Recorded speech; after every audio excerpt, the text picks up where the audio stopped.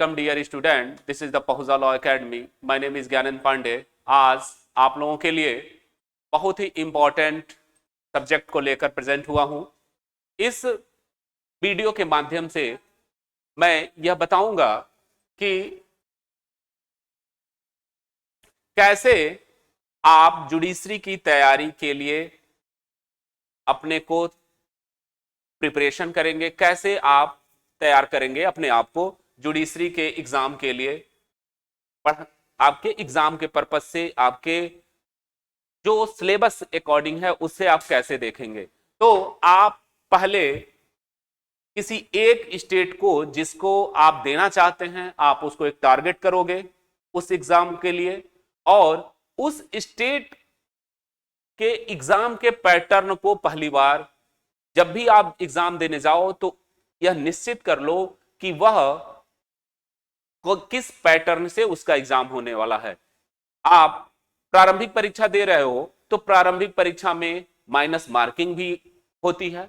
अगर आप बिहार जे देने जा रहे हो तो वहां माइनस मार्किंग नहीं है, लेकिन अगर आप यूपी दे रहे हो तो वहां माइनस मार्किंग है। तो इसको आपको देखना है कि जो एग्जाम देने जा रहे हैं उसका पैटर्न क्या है एग्जाम का। दूसरी चीज कि उसका सिलेबस क्या है। प्रारंभिक परीक्षा के लिए, मेंस के एग्जाम के लिए उसका सिलेबस क्या है। तो इन चीज को अगर आप प्रारंभिक परीक्षा दे रहे हो तो उसके सिलेबस को देखोगे और उसके पैटर्न को देखोगे। अब बात करेंगे कि प्रारंभिक परीक्षा की हम तैयारी कैसे करें। तो प्रारंभिक परीक्षा के लिए सबसे पहले उस सब्जेक्ट का जो उसके सिलेबस में है उसके बैरेक्ट को आप अच्छे से रीड करें, अच्छे से पढ़ें।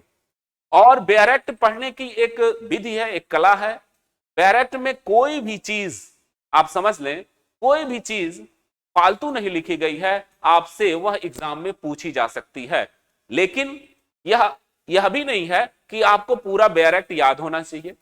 बैरेक्ट के लिए यह जरूरी है कि कौन से क्वेश्चन, कौन से सेक्शन आपसे पूछे जाएंगे, उसके अकॉर्डिंग आप पढ़ोगे।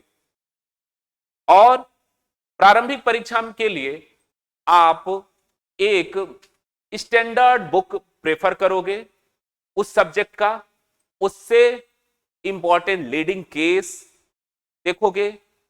और जैसे अगर मान लो कि टीपीए पढ़ रहे हो तो टीपीए की अगर धारा 41 पढ़नी है तो उस पर उसमें आप मैक्विन का केस लिखो देखोगे, राम कुमार बनाम मैक्विन, जयदयाल ब्रह्म पोद्दार, यह सारी जो केस हैं इसको एक नोट्स बना लोगे उस सेक्शन के संबंध में। दूसरी चीज, आप एग्जाम देने से पहले उस स्टेट के जिसको आपने प्रेफर किया है उससे कम से कम 5-6 साल पहले के प्रारंभिक परीक्षा के क्वेश्चन इकट्ठा करोगे और उसको सॉल्व करोगे।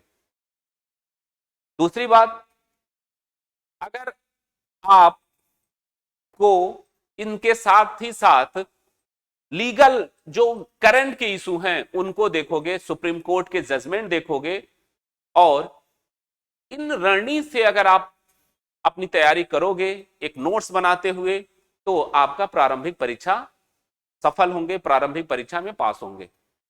अब आते हैं मेंस के लिए। आपको क्या करना है, मेंस के लिए आप उस सिलेबस के अकॉर्डिंग जो आपका पेपर है, जैसे आप बिहार दे रहे हैं तो बिहार में केवल अगर हम लॉ की बात करें तो एक पेपर कंपलसरी होता है सबके लिए, जो प्रोसीजरल का पेपर होता है। उसमें सीपीसी, एविडेंस, सीआरपीसी, आर्बिट्रेशन, यह इंपॉर्टेंट पेपर एक साथ रहेंगे। तो यह एक सबके लिए है, कंपलसरी है। उसके बाद चॉइस करने होते हैं, 5 पेपर रहेंगे, उनमें से आपको चॉइस करने होंगे 3 पेपर। आप इनके ग्रुप को देखो, अगर 5 पेपर हैं, 5 ग्रुप हैं, उनमें से 3 ग्रुप को आपको चॉइस करना है। पहला संविधान का पेपर होगा, उसके साथ प्रशासनिक विधि होगी एक पेपर। दूसरे, अगर फैमिली लॉ आप चॉइस कर रहे हैं तो फैमिली लॉ में हिंदू लॉ, मुस्लिम लॉ मिला के एक पेपर होगा।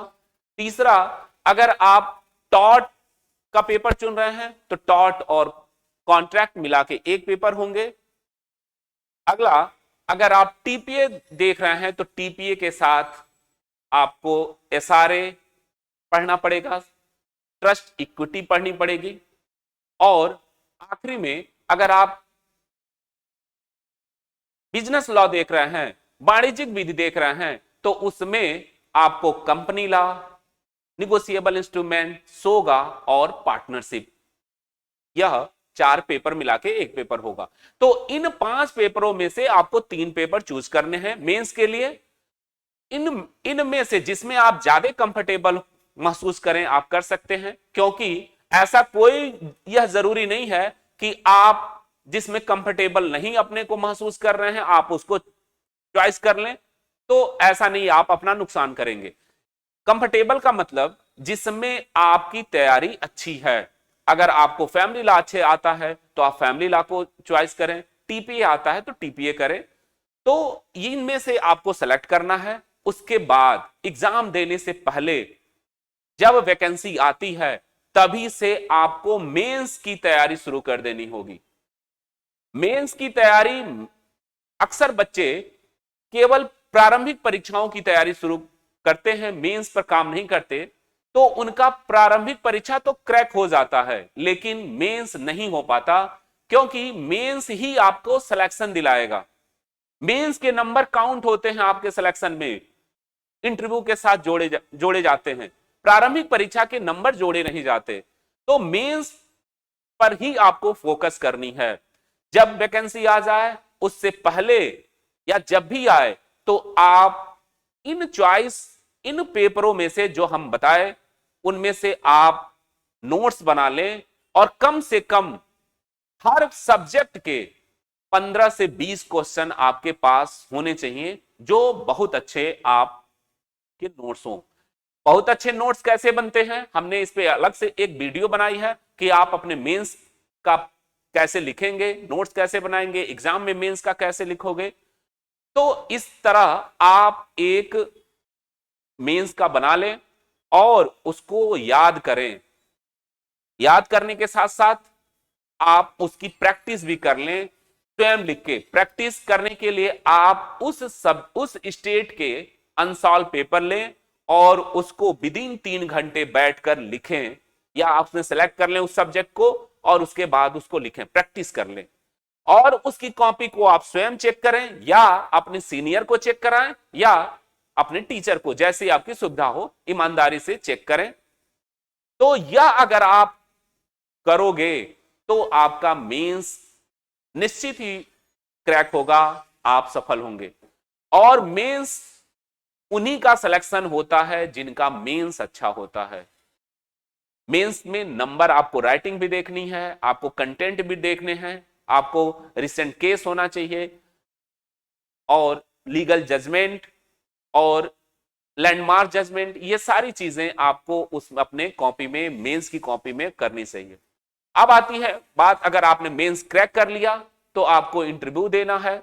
इंटरव्यू के लिए आप चूंकि मेंस लिख चुके हैं, जान चुके हैं, तो आपको उस सब्जेक्ट का नॉलेज तो यह कंफर्म हो जाता है कि उस सब्जेक्ट का नॉलेज है आपके पास। लेकिन फिर भी आप इंटरव्यू के लिए क्या करें, आप मॉक करें, मॉक प्रिपरेशन करें। यह कैसे करेंगे, अपने मित्रों के साथ, या अगर जो मित्र आपका इंटरव्यू दे रहे हैं उनके साथ आप मॉक करें, या अपने सीनियर को मॉक में बैठाएं, उनसे क्वेश्चन वो आपसे करेंगे, या किसी इंस्टीट्यूट के माध्यम से आप ज्वाइन कर लें मॉक इंटरव्यू के लिए, आप उसका मॉक दें और या कंटिन्यू दें। इससे आपका हेजिटेशन, आपके प्रेजेंटेशन ये खुल के आएगा, आप अच्छा करोगे। तो इन्हीं रणनीति को आप फॉलो करें, इस पर काम करें। और इसी इंफॉर्मेशन के लिए मैं आज प्रेजेंट हुआ था आपके समक्ष। यह वीडियो कैसा लगा कमेंट करके बताएं। धन्यवाद।